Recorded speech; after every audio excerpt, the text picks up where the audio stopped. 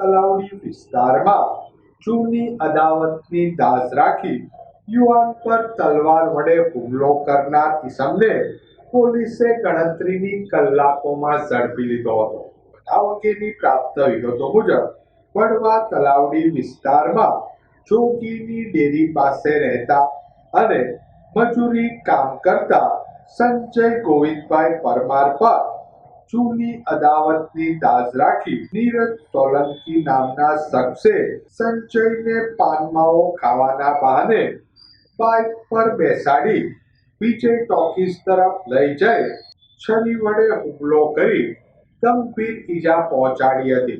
ઈજાગ્રસ્ત યુવાનને પ્રથમ સરટી હોસ્પિટલમાં, ત્યારબાદ વધુ સારવાર અર્થે અમદાવાદની સિવિલ હોસ્પિટલમાં ખસેડાયો હતો.